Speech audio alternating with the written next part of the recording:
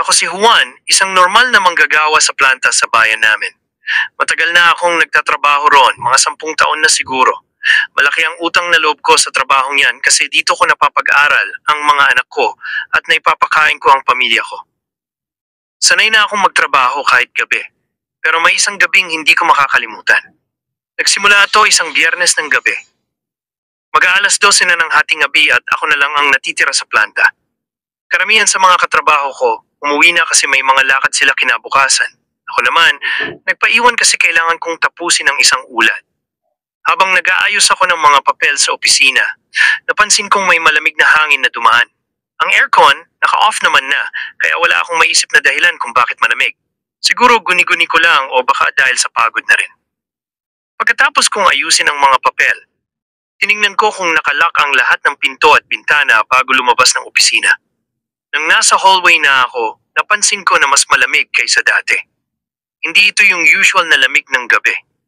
Parang may ibang presensya sa hangin na dumadampi sa balat ko. Naramdaman ko ang kakaibang kaba, pero tinangka kong hindi ito pansinin. Habang naglalakad ako patungo sa hagdan, bigla akong nakarinig ng kaluskos mula sa itaas. Napatigil ako at nakinig. Siguro may naiwan pang tao, sabi ko sa sarili ko. Sumigaw ako, may tao pa ba dyan? Pero walang sumagot. Naghintay ako ng ilang segundo bago nagpatuloy sa paglalakad. Pero habang pababa ako ng hagdan, narinig ko ulit ang tunog, parang may mga yabag na sumusunod sa akin. Doon na nagsimulang magtaas ang mga balahibo ko. Bawat hakbang ko pababa, parang mas lumalapit ang yabag. Nilingon ko ang likod ko, pero wala akong nakita. Nagmadali akong bumaba hanggang sa makarating sa lobby.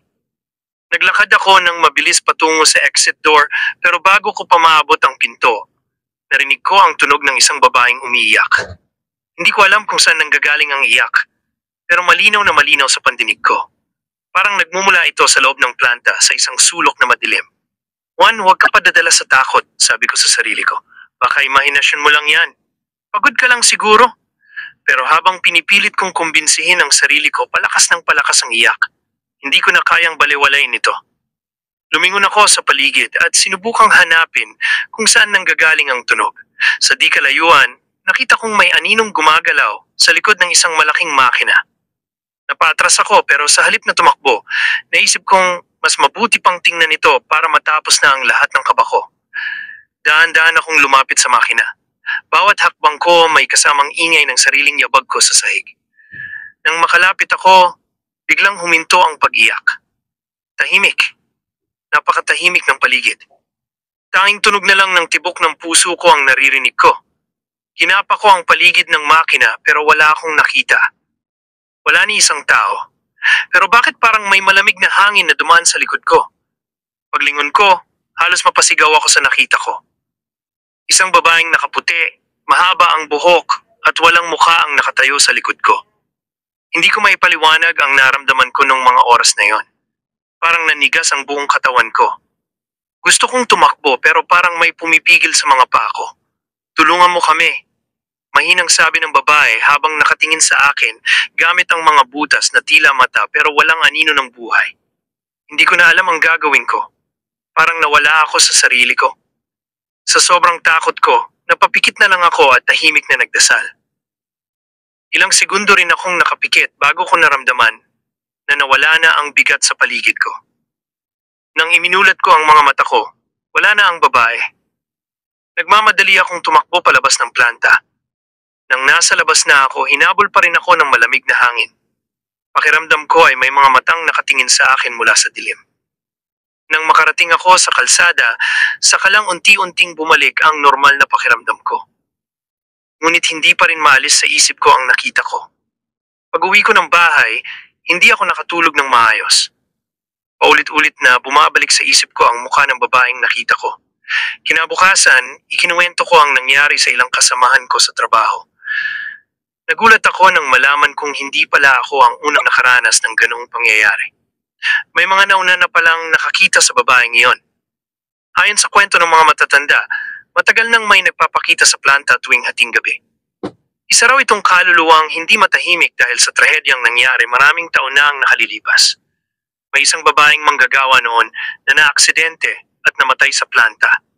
Mula Mula noon marami na ang nagsasabing naririnig nila ang kanyang pag-iyak tuwing hating gabi. Hindi ko alam kung totoo ang lahat ng iyon, pero mula noong gabing iyon, nagbago ang pananaw ko sa buhay.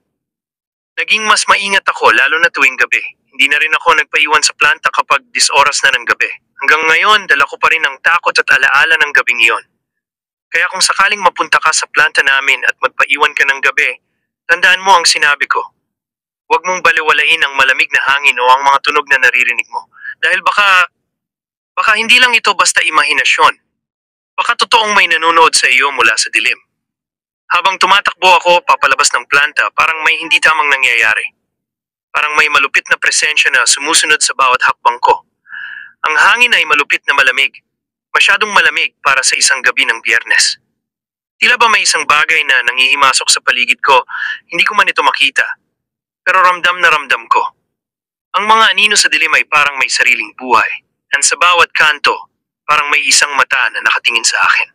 Nang tumapat ako sa main gate, akala ko'y ligtas na ako. Pero hindi ko maiwasang mapansin ang isang matalim na tunog mula sa likod. Isang matinding kaluskos, parang may mga yabag na sumusunod sa akin. Tumigil ako at napatingin sa paligid. Wala akong nakitang tao. Ang buong paligid ay tahimik.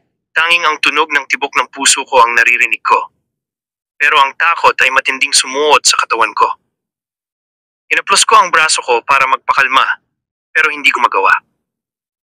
Ramdam ko pa rin na parang may nagmamasid sa akin mula sa dilim. Habang tumatakbo ako, hindi ko maiwasang magbalik tanaw sa mga sinabi ng mga kasamahan ko. Huwag mong hayaan ang takot na mangibabaw. Baka kailangan nilang matulungan. Narinig ko na naman ang boses ng mga matatanda sa planta. Sinabi nila na may kaluluwa raw ng babae na hindi matahimik. Hindi ko akalain na baka ako ang susunod na makakaranas ng ganito. Bawat hakbang ko palayo sa planta, parang may isang puwersa na nais akong bumalik. Parang may lakas na pilit na nagpapabalik sa akin. Pero pinilit ko pa ring lumayo dahil kung hindi, baka hindi ko na makita ang araw. Nasa kalsada na ako at naramdaman ko ang init ng gabi. Pero hindi pa rin nawawala ang malamig na hangin na humahaplos sa akin. Tumakbo ako hanggang sa makarating ako sa bahay nang hindi ko pa rin maalis ang pakiramdam na may isang bagay na sumusunod sa akin. Nang makapasok ako sa bahay, iniiwasan ko ang anumang bagay na baka magpabalik sa akin sa planta. Pinilit kong kalmahin ang sarili ko at magpahinga. Pero ang mukha ng babae, ang mga mata niyang walang buhay, ay patuloy na nagpapabalik-balik sa isip ko. Tumagilid ako at nagtakip ng kumot sa aking ulo. Ngunit bago ako nakatulog, narinig ko pa rin ang tunog ng iyak. At sa bawat patak ng ulan na tumatama sa bubong, pakiramdam ko ay naririnig ko ang mga yapak na sumusunod sa akin. Hindi ko alam kung anong nangyayari sa aking isipan, pero isang bagay ang sigurado, ang takot na naramdaman ko sa planta ay hindi ko na matatakasan. Habang tumatakbo ako papalabas ng planta, parang may hindi tamang nangyayari. Parang may malupit na presensya na sumusunod sa bawat hakbang ko. Ang hangin ay malupit na malamig. Masyadong malamig para sa isang gabi ng Biyernes. Tila ba may isang bagay na nanghihimasok sa paligid ko. Hindi ko man ito makita pero ramdam na ramdam ko. Ang mga anino sa dilim ay parang may sariling buhay. At sa bawat kanto parang may isang mata na nakatingin sa akin. Nang tumapat ako sa main gate, akala ko'y ligtas na ako. Pero hindi ko maiwasang mapansin ang isang matalim na tunog mula sa likod. Isang matinding kaluskos para may mga yabag na sumusunod sa akin at tumigil ako at napatingin sa paligid. Wala akong nakitang tao. Ang buong paligid ay tahimik, tanging ang tunog ng tibok ng puso ko ang naririnig ko. Pero ang takot ay matinding sumuot sa katawan ko. Hinaplos ko ang braso ko para magpakalma pero hindi ko magawa. Ramdam ko pa rin na parang may nagmamasid sa akin mula sa dilim. Habang tumatakbo ako, hindi ko maiwasang magbalik tanaw sa mga sinabi ng mga kasamahan ko. Huwag mong hayaan ang takot na mangibabaw. Baka kailangan nilang matulungan. Narinig ko na naman ang boses ng mga matatanda sa planta. Sinabi nila na may kaluluwa raw ng babae na hindi matahimik. Hindi ko akalain na baka ako ang susunod na makakaranas ng ganito. Bawat hakbang ko palayo sa planta, parang may isang puwersa na nais akong bumalik. Parang may lakas na pilit na nagpapabalik sa akin. Pero pinilit ko pa ring lumayo. Dahil kung hindi, baka hindi ko na makita ang araw. Nasa kalsada na ako at naramdaman ko ang init ng gabi. Pero hindi pa rin nawawala ang malamig na hangin na humahaplos sa akin. Tumakbo ako hanggang sa makarating ako sa bahay, nang hindi ko pa rin maalis ang pakiramdam na may isang bagay na sumusunod sa akin. Nang makapasok ako sa bahay, iniiwasan ko ang anumang bagay na baka magpabalik sa akin sa planta.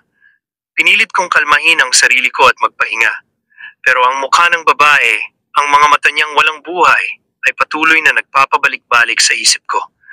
Tumagilid ako at nagtakip ng kumot sa aking ulo. Ngunit bago ako nakatulog, narinig ko pa rin ang tunog ng iyak.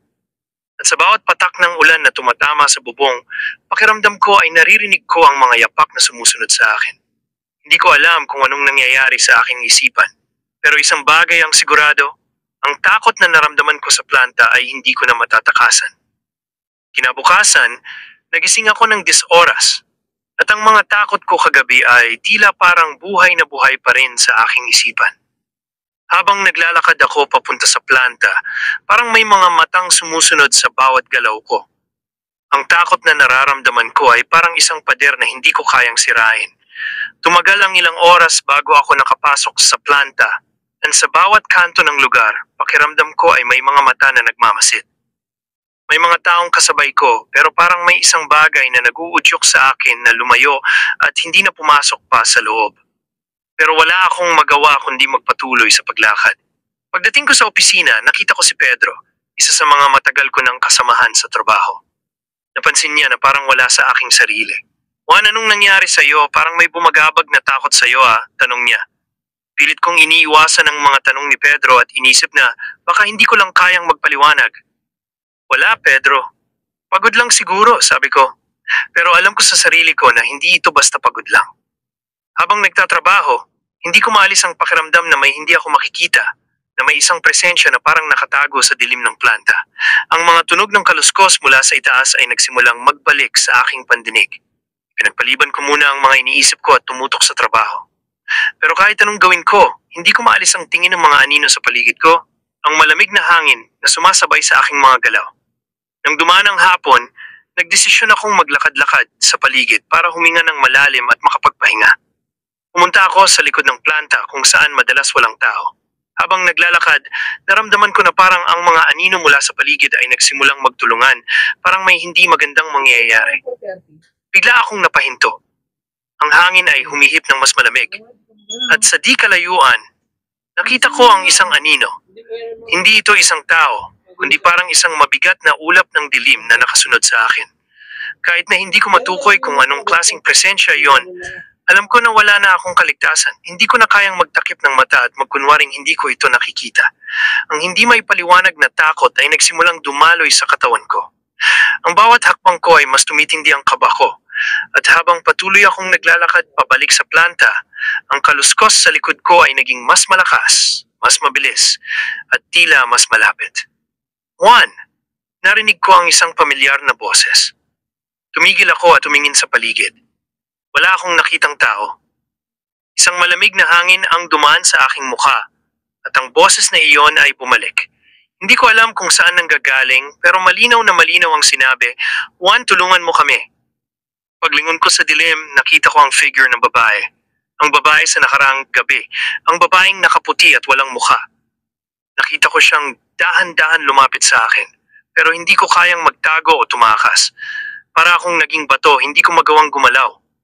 Juan, kailangan ko ang tulong mo. Ang sabi ng babae habang lumalapit sa akin. Wala akong magawa kundi ang manood. Ang mga mata ko ay hindi kayang iwasan siya. Dahil sa sobrang takot, nagdesisyon akong tumakbo. Tumakbo ako nang mabilis hangang makarating ako sa plant gate, hindi na alintana kung anong mangyayari. Wala na akong pakialam sa aking paligid. Ang tanging alam ko ay hindi ko na kaya pang balikan ang planta. Nang makarating ako sa kalsada, halos mawalan ako ng lakas. Nakahingal ako pero hindi ko pa rin magawang iwasan ang mga kaluskos na patuloy na bumangon sa aking likuran. Habang tumatakbo ako palayo sa planta, parang may humahaplos na malamig na hangin sa aking balat. At sa bawat hakbang ko, pakiramdam ko ay mas tumatagal ang mga yapak na sinusundan ako. Isang pakiramdam ng hindi ko kayang takasan, parang may humahawak sa katawan ko mula sa likod at pilit na tinutulak ako pabalik. Wala akong lakas na lumaban, hindi ko na kayang mag-isip ng tama. Isang matinding takot ang pumailan lang sa akin. Parang may puwersa na humihila sa katawan ko. Pilit na hinahawakan ako ng hindi ko nakikita. Tumigil ako sa kalagitnaan ng kalsada at dito ko naramdaman ang pinakamalupit na bagay sa lahat ng mga takot na naramdaman ko. Ang aking mga mata ay nagsimulang magdilim at ang mga yapak na naririnig ko ay hindi na mga yabag ko. Isang malupit na boses ang nagsimula magsalita sa aking isipan. Juan, bakit mo kami iniwan? Hindi mo kami matutulungan. Ang boses ay hindi kayang ipaliwanag. Parang isang kaluluwang umiiyak, ang boses ay puno ng galit at hinagpis. Bawat salitang lumabas mula doon ay parang may mga tinik na dumadapo sa aking balat.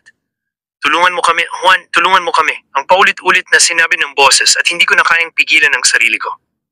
Ang katawan ko ay nag-umpisang manggisay, parang may kung anong puwersa na pumapasok sa aking mga butas ng katawan at naramdaman ko na parang may ibang presensya sa loob ko. Parang may isang bagay na pumasok sa katawan ko at kinuha ang aking kaluluwa. Hindi ko na kontrolado ang sarili ko. Ang mga mata ko ay nagsimulang magbago. Ang dilim sa paligid ko ay naging mas malinaw, mas mabigat. At para bang ang mundo ay nag-iba na. Juan, ikaw na ang magiging susunod. Ang boses ng babae mula sa likod ko, mula sa aking likuran, nakaramdam ako ng malamig na hangin. At nang lumingon ako, hindi ko na nakita ang sarili ko. Ang katawan ko ang aking mga mata. Lahat ng iyon ay tila napalitan ng isang puwersa. Nakita ko ang sarili ko, ngunit hindi ako ang kumikilos. Para akong isang manikang walang kaluluwa at ang babae, ang kaluluwa na humihiling ng tulong ay nagbigay ng isang ngiti na puno ng kasamaan at pagnanasa. Hindi ko na kayang magsalita. Ang aking katawan ay parang napuno ng mga puwersa na hindi ko kayang ipaliwanag. Muntik na akong mawalan ng malay at ang huling narinig ko ay ang matinding iyak ng babae, ang kaluluwang naipit sa pagitan ng buhay at kamatayan. Tila baga isang mahahabang segundo ang lumipas bago ko naramdaman na nawawala ang malamig na hangin. Nang muling buksan ko ang mga mata ko, nakita ko ang aking sarili na nakatayo sa kalsada, pero ang pakiramdam ko ay parang hindi ko na ako. Ako pa ba ito? Ang mga mata ko ay tila hindi ko na kontrolado, at ang aking mga kamay ay nanginig, parang may ibang kaluluwa na ang namumuhay sa aking katawan. Ngunit hindi ko na kayang magsalita o magtanong pa. Ang lahat ng mga nararamdaman ko ay pawang takot, at sa kabila ng lahat ng iyon, alam ko na nagkaroon na ako ng bagong katauhan. Isang bagong katawan na pinasok ng kaluluwa ng babaeng iyon. Parang isang bangunggot na hindi ko kayang gisingin. Kinabukasan, hindi ko na kayang magtago pa. Ang takot na nararamdaman ko ay parang isang mabigat na pasanin na hindi ko na kayang dalhin. Hindi ko na alam kung ano ang nangyayari sa akin. Wala na akong lakas at parang may ibang puwersa na humahawak sa katawan ko. Ang bawat galaw ko ay may mga hangin na sumusunod sa akin at ang boses ng babae na nagsusumamo ng tulong ay patuloy na bumabalik sa aking isipan. Juan, tulungan mo kami. Juan. Ang boses na iyon ay parang isang mabigat na ulap na sumasama sa bawat hakbang ko. Pumunta ako sa isang matandang manghihilot, isang albularyo na matagal ko nang naririnig na may kakayahang magpagaling ng mga kaluluwa. Siya ay kilala sa aming bayan dahil sa kanyang kaalaman sa mga espiritu at sa kanyang mga ritual. Matagal na akong hindi nakapunta sa kanya, pero nang maramdaman kong wala na akong ibang magagawa, wala na akong choice kundi humingi ng tulong. Habang naglalakad ako patungo sa bahay ng albularyo, ang takot ko ay tumindi. Parang may mga mata na sumusunod sa akin mula sa dilim. At sa bawat hakbang ko, ang hangin ay tila mas malamig. Para akong may kaluluwang nakasunod, hindi ko man ito makita. Naramdaman ko na parang may mga kamay na humahaplos sa aking balat. At ang mga yapak na naririnig ko sa aking likuran ay hindi ko na kayang iwasan. Pagdating ko sa bahay ng albularyo, sinalubong ako ng isang matandang babae na may mahabang puting buhok. Tinitigan niya ako ng may seryosong mukha. Nandyan na siya, Juan, sabi niya. Nararamdaman ko siya. Ang kaluluwa ng babaeng iyong nakita ay hindi papayag na basta-basta mo siyang iiwan. Babalik siya hanggat hindi mo siya matutulungan. Matutulungan ko ba siya? Tanong ko, ang boses ko ay nanginginig sa takot. Hindi ko alam, sagot niya. Pero makikita natin.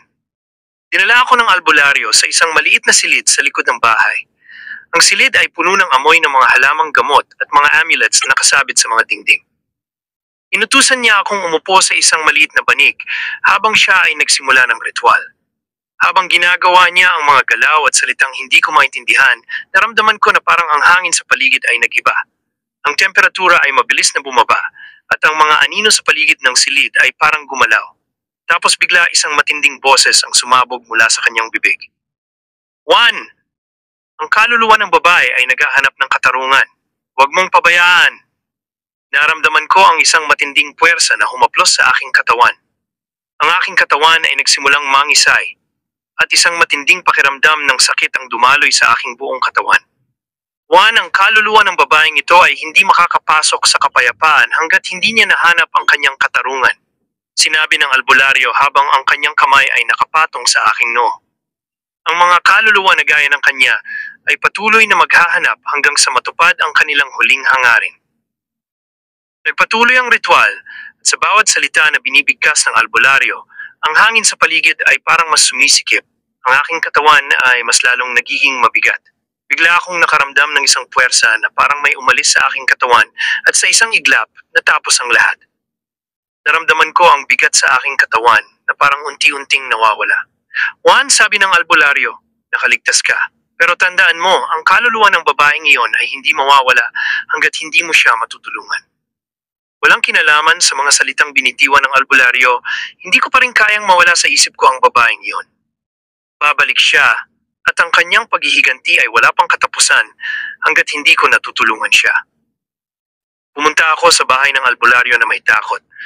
Ngunit may pag-asa na ang aking kaluluwa ay magiging ligtas mula sa pagnanasa ng mga kaluluwang hindi matahimik. Pagkatapos ng ritual sa bahay ng albularyo, hindi pa rin ako matahimik. Ang mga bagay na naramdaman ko, ang boses ng babaeng umiiyak, ang presensya ng kanyang kaluluwa na walang tigil na sumasabay sa bawat hakbang ko ay hindi ko na matanggal sa aking isipan. Hindi ko kayang itanggi na may mali sa lahat ng nangyayari. Lahat ng takot na naramdaman ko ay nagsilbing gabay. At ngayon, naiisip ko na baka ito na ang pagkakataon ko para makapagbigay ng tulong. Kung hindi ko siya tutulungan, sigurado akong hindi titigil ang kaluluwa ng babaeng iyon. Hindi ko na kayang mabuhay na parang may nakatambad na panganib sa bawat kanto. Hindi ko na kayang ipagwalang bahala pa ang narinig ko mula sa albularyo. Ang kaluluwa ng babaeng iyon ay hindi tatanggap ng kapayapaan hanggat hindi niya natatagpuan ang katarungan na matagal na niyang hinahanap. Alam kong hindi ko kayang iwasan ang misyon ko, kaya nagdesisyon akong makinig at sundin ang utos ng albularyo. Kaya naman nagpa siya akong harapin ang lahat ng takot at tulungan siya. Nagtungo ako sa planta, kahit na ang mga alaala ng gabing iyon ay buhay na buhay pa sa aking isipan.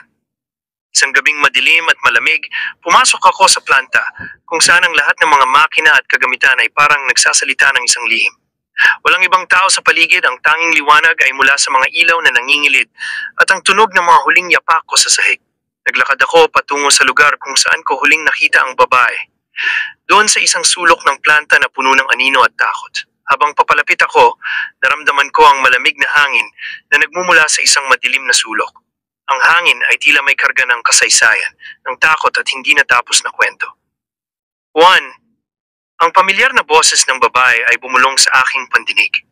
Tulungan mo kami, maghihintay kami sa iyo. Naramdaman ko na parang ang lahat ng aking lakas ay nauubos. Parang ang bawat hakbang ko ay may kalakip na bigat. At ang bawat galaw ng aking katawan ay may pumipigil na hindi ko kayang ipaliwanag. Ngunit hindi ko na kayang umatras. Ang kaluluwa ng babae ay naroroon at kailangan ko siyang tulungan. Hindi ko kayang hayaang patuloy siyang magdusa sa dilim na wala ng katapusan. Habang patuloy akong naglalakad, ang mga yapak ko ay nagsimulang magsabay sa mga tunog ng hindi nakikitang mga paa. Hindi ko na kaya pang magtakip ng mga mata ko. Ang mga anino sa paligid ay nagsimulang magsayaw. At ang isang figure na may mahabang puting damit ay tumayo sa dulo ng madilim na daan. Isang babaeng nakaputi, mahaba ang buhok at walang mukha. Tinutok ko ang mga mata ko sa kanya at naglakad papalapit. Bakit? Tanong ko. Ang boses ko ay nanginginig sa takot. Bakit ako? Ano ang nangyari sa iyo? Ang babae ay tumingin sa akin ngunit hindi niya kailanman iniwasan ang tingin ko. Ang kanyang mukha ay walang anyo, ngunit ang mga mata, wala. Walang mata, walang ilaw. Tanging ang mga anino na kumakapit sa kanya ang nakikita ko. Ang aking buhay ay natapos sa maling paraan, ang sagot ng babae. Ang boses niya ay may halong pagnanasa at hinagpis. Dahil sa isang aksidente na hindi ko alam, naisip nila akong patay. Ngunit ako ay nabuhay pa, nabuhay sa dilim. Hindi ko nahanap ang katarungan ko, Juan. Kailangan mo akong tulungan. Ang mga salita niyang iyon ay sumabog sa hangin at nag-iwan ng hindi maipaliwanag na kabigatan sa aking puso. Ang kaluluwa ng babaeng iyon ay naghahanap ng katarungan na matagal nang iniiwasan at sa gabing ito ako ang magiging susi. Hindi ko alam kung paano pero kailangan ko siyang tulungan. Magkasama tayo at haharapin ko ang nakaraan mo. Ang sinabi ko, ang boses ko ay matatag, kahit na ang takot ay sumasabay pa rin sa bawat salita. Kung kailangan mong makahanap ng kapatawaran, tutulungan kita. At doon nagsimula ang isang madilim na misyon. Hindi ko pa alam kung anong mangyayari pero nagsimula na ang kwento ng pagliligtas ng kaluluwa ng babaeng iyon. Hindi ko alam kung saan ito magdadala sa akin, ngunit alam kong ito ang aking tungkulin ngayon. Ang magbigay ng katarungan sa isang kaluluwang hindi matahimik. Matapos ang matinding pagsubok at ang takot na patuloy na bumabalot sa aking katawan. Nagpatuloy ako sa aking misyon na tulungan ang kaluluwa ng babaeng hindi matahimik. Ang bawat hakbang ko ay puno ng kaba. Ngunit ang katarungan na kailangan niyang makamtan ay patuloy na nagtulak sa akin. Bilang bahagi ng aking pangako sa kanya, naghanap ako ng mga kasaysayan mula sa nakaraan, mga saksi at mga impormasyon na magbibigay linaw sa kanyang trahedya. Hindi nagtagal, natagpuan ko ang mga detalye ng aksidenteng pumatay sa kanya.